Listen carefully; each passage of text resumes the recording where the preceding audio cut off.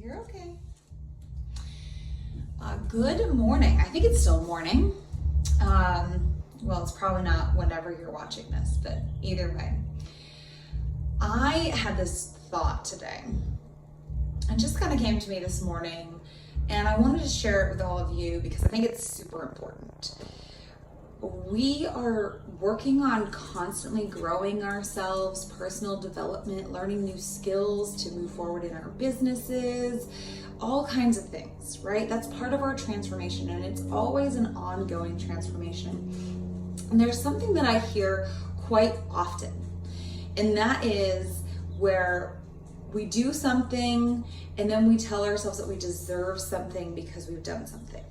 I am all about encouraging you to celebrate your successes, to celebrate the fact that you have worked hard or that you've done something great, because we all do amazing things all day long that we just don't give ourselves enough credit for. The fact that we're still standing and alive and we're here, we should celebrate that in itself, okay? But let me share a little tip with you that I think is super helpful. Here's an example of a way to celebrate that I do.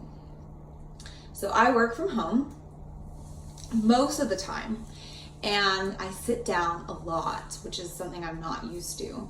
But when I get something done, a great way for me to celebrate is to get up and just get active. Even if it's for 5 or 10 minutes, I just get up, and sometimes I just pick up my house, or I do a little dance to celebrate the fact that, woo woo, you guys, I just launched my website.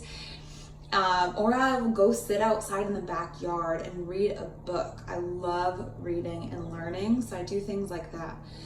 Here's something I used to do. And this was something that actually played into my bad relationship with food. So I want to share this with you because some of you might be experiencing this. When you eat really well, right? I used to eat really well and then say, okay, I've eaten really well. I deserve to have a cheeseburger now. I deserve to go have fries and a milkshake. And that's what I would do. I would tell myself that I deserve it, and that's my reward for being so good about eating healthy.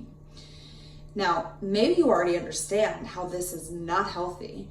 I'm using food as a reward, and at the time was already having struggles with a relationship with food. So if I use food as a reward, it's not going to help me build my relationship with food. So what I'm going to ask you to do is, if you're doing something like that currently, is shift your reward, change your reward so it has nothing to do with food. Because as you're building a stronger relationship with food, you don't want food to be your reward, okay? Same thing if you're working on budgeting, okay? So you're like, I want to save money.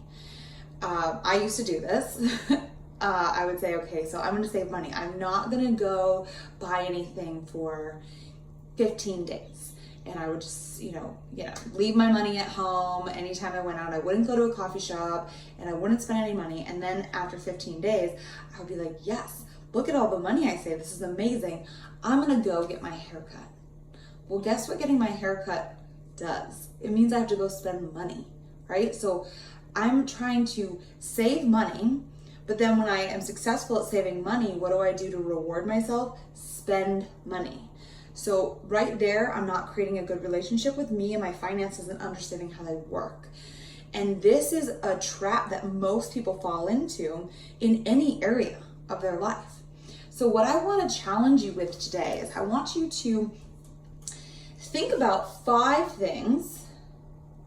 to 5 things, okay, that bring you ultimate joy, like hobbies or anything that lights up your heart just a little bit, right? And I want these things to have nothing to do with a relationship that you're trying to build better, okay?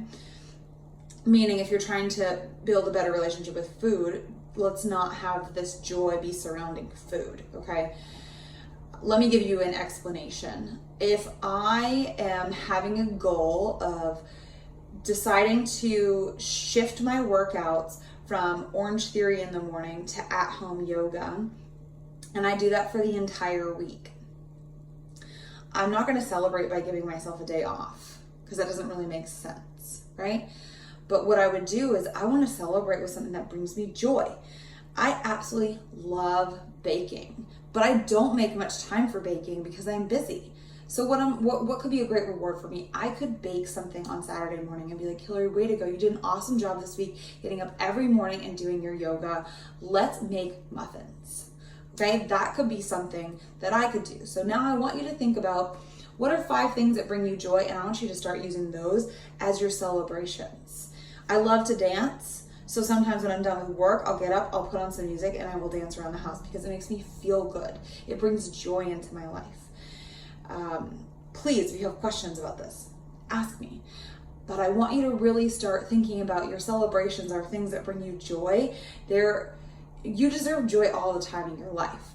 But I don't want you to misinterpret what I mean when I say celebrate your successes by giving yourself things that you may currently consider a punishment or a bad thing. So always celebrate with a way that really brings you ultimate joy deep down in your soul and fills your body. Okay? So if you have questions, ask me. But I wanted to share that with you today.